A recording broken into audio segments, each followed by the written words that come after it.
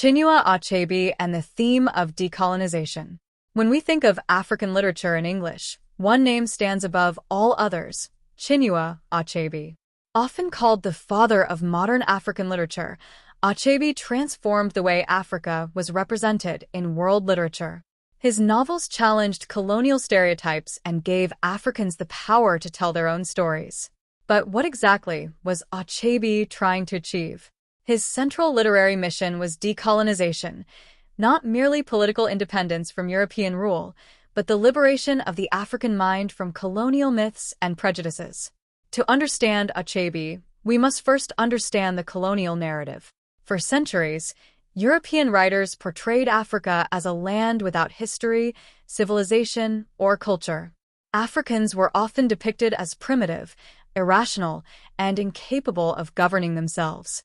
Perhaps the most famous example is Joseph Conrad's Heart of Darkness, where Africa becomes a mysterious, dark backdrop rather than a living civilization.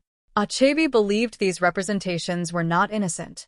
They justified colonial rule by suggesting that Europeans had come to civilize Africa. His response was simple yet revolutionary. Instead of allowing outsiders to speak for Africa, Achebe declared that Africans must tell their own stories. This idea lies at the heart of literary decolonization. His masterpiece, Things Fall Apart, published in 1958, just before Nigeria gained independence, became a landmark in world literature. The novel introduces us to the Igbo community long before British colonization. Achebe carefully portrays its political institutions, judicial system, religious beliefs, festivals, agriculture, and family life. Notice what he is doing here. He is not claiming that traditional African society was perfect. There are practices such as rigid gender roles and the killing of twins that he presents without romanticizing them. But at the same time, he refuses the colonial claim that Africa had no civilization.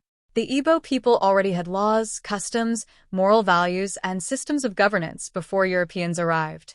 This balanced portrayal is one of Achebe's greatest achievements. Another important aspect of Achebe's decolonization is his use of language. Although he wrote in English, the language of the colonizer, he transformed it into an African language in spirit.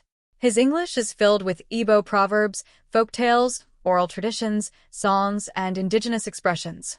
Achebe once famously said that English must be made to carry the weight of his African experience.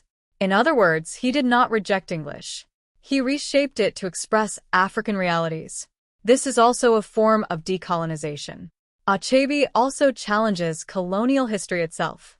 Colonial accounts often described European arrival as the beginning of civilization. Achebe reverses this perspective. He shows that colonialism disrupted communities, divided families, weakened traditional institutions, and created deep cultural conflicts. In Things Fall Apart, the tragic fall of Okonkwo symbolizes not simply the failure of one man, but the collapse of an entire cultural world under the pressures of colonialism.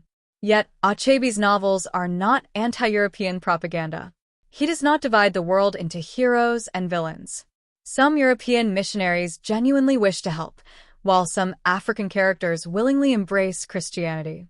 Similarly, traditional African society contains both admirable and problematic elements.